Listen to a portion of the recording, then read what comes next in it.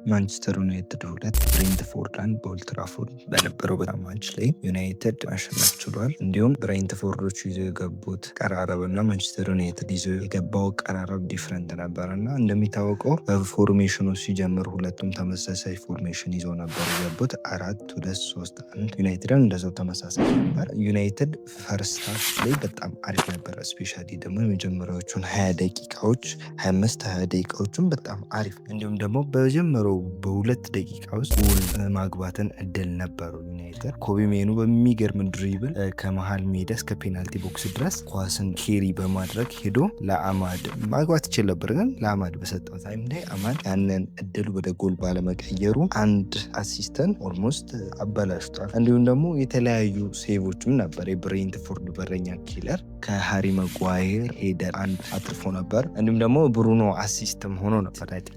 እንዲሁም ደግሞ ሌላም ደግሞ ስንመለከት ፈርስት ሃፍ ላይ የማጓየር ሄድ በኋላም ደግሞ እንዲሁም የካዚሚሮ ሄዲንግ ጎሎችንም ደግሞ ስናይም ደግሞ ከሴት ፒስ ነበረ። ፈርስት ሃፍ ላይ እንደሚታወቀው 2 ጎል አስቆጠረን ነበረ። የመጀመሪያዎቹን 2 ጎሎች ላይ ካዝሚሮ ከማጓየር በተሰጠው ሄዲንግ 1 ጎል አግብተናል ማለት ነው። እንዲሁም ደግሞ ከትንሽ ደቂቃ በኋላም ደግሞ ብሩኖ ፈርናንዴስ አንድን አሲስት አድርጓል ማለት ነው።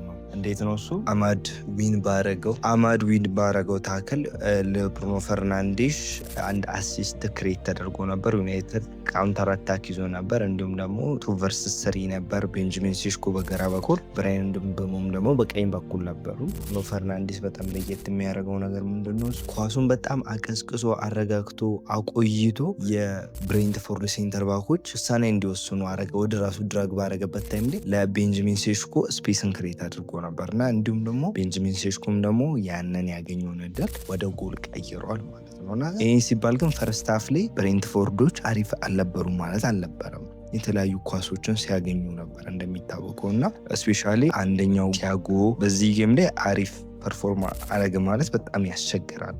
ስፔሻሊ ፈርስት ሃፍ ላይ ሃትሪክ ማስራት ይችላል የሚያስብል አይነት ቻንሶች ነበሩ። አንድ ቢሃይንድ ዲፌንስ የተሰጠ አንድ ኳስ አባኩኗል። አሁን ለምሳሌ ከመሃል ሜዳ ዳምስ ጋር አንድን ኳስን ከጣለለት በኋላ በተከላካይ ጀርባ ኤደን ሄቨን ተከተሎ ኳሱን እንዳይሾት ሲያስጥለው እንመለከታለን። እንዲሁም ደግሞ ሰከንድ ሃፍም ደግሞ አይተን ከነበረ የተለያዩ ቻንሶች ነበራቸው ብሬንትፎርዶች። እንዲሁም ደግሞ ሌላ ደግሞ ሌፍት ሳይዳችንም በጣም ዋይድሊ በጣም ቻሌንጅ ሲያደርጉ ነበር። ብራያን ምቤሞ ኦልሞስት በቃ ወደኋላ እንደ ተከላካይ እንደ ዊንግ ባክ ተመልሰው ሲጫወቱ እንመለከታለን ማለት ነው። እና ፈርስት ሃፍ ላይ ብሬንትፎርዶች ይዘው የገነቡት አቀራረብ ምን አይነት ነበረ? ከሁሉም ሰዎች ጋር ማንቶ ማን የነበረ ፕሬስ ነበረ እና አንድ የተሳሳቱት ስህተት ምን ነበረ? ብሩኖ ፈርናንዴዝን ለብቻው ነበር የተውትና እንደሚታወቀው ያገባነው ጎሎች በካውንተር ነበር። ብሩኖ ብዙ ኳሶችን ፍሪሊ ሲያገኝ ነበር። ሰከንድ ሃፍ ላይ ደግሞ በቅያሬ ነበር የተጫወት ነው እና አማድን ቀይሮት ነበር። በቅያሬው ላይ ብዙ ዩናይትድ ደጋፊዎች ደስተኛ አልነበሩ። ነገር ግን አማድ እንደሚታወቀው በዚህ ሲዝን 2 ጎልና 2 አሲስት ብቻ ነው ያለው እና አማድ ትንሽ የኮንፊደንስ እጥረት አጋጥሞታል በዚህ ሲዝን። አማድ ይህን ጌም ላይ ሾኪንግ የሆነ ፐርፎርማንስ ነበር ያሳየው። ብራያን ምቤሞም ከሆነ ብዙም ከአማድ የተሻለ አልነበረም። ነገር ግን እሱ ቻንሶቹ ዌስት ሲያደርግ ምናምን አልነበረም እና ዩናይትድ በዚህ ጌም ላይ በጣም የሚያስገርመው ነገር ምንድነው? እሱ ዲፌንሲቭ የሆነ ዲሲፕሊን ይዞ ነበር የመጣው። ለምሳሌ ኮቢ ሜኑ ስንመለከት ብዙ ኳሶች ሪከቨር ሲያደርግ ነበረ። እንዲሁም ደግሞ በጣም ቢልዳፕ ላይም በጣም ጠቃሚ ነበረ። ካዝሚሮ ማን ኦፍ ዘ ማች ነበረ። 11 ታክል 11 ዶሎችን ዊን አድርጓል። እንዲሁም ደግሞ 1 ጎል አለው እና ወደ 85 ተቾችም ደግሞ ነበሩት ፊልድ ላይ። ሲቀጥል ደግሞ ብሩኖን ስንመለከተው ብሩኖ ወደ 85 ፓስ አኪዩሬሲ ነበረው፣ 1 አሲስት ነበረው፣ በጣም አሪፍ ነበረ። ቤንጃሚን ሴስኮን ደግሞ ስንመለከት 1 ጎል አግብቷል፣ አሪፍ ነበረ።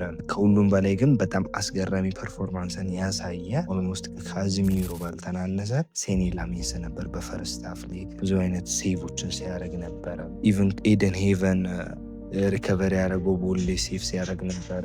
ሌላም ደግሞ ኢጎር ቲያጎ ሴፍ ሲያደርግ ነበር ሰከንድ ሃፍ ላይ ጃንሰን ብቻ ከብሬንትፎርድ ከቤንጃሚን ሴስኮ ጋር 1v1 ተገናኝቶ ነገር ግን ወደ ውስጥ ከታደርጉ በግራ በኩል ላይ የሚገርም ኳስን ወደ ግብ ቀይሯል እና በዚህ ማች ላይ ዩናይትድ 3 ነጥብን ሰኪዩር አድርጎ ነው የገባው እና እንዲሁም ደግሞ ቻምፒየንስ ሊግም አሁን በቀጣዩ ከሊቨርፑል ጋር በሚኖረው ፐርፎርማንስ ካሸነፈ ቻምፒየንስ ሊግ ስፓትን ደግሞ ሰኪዩር የሚያደርግ ይሆናል ማለት ነው እና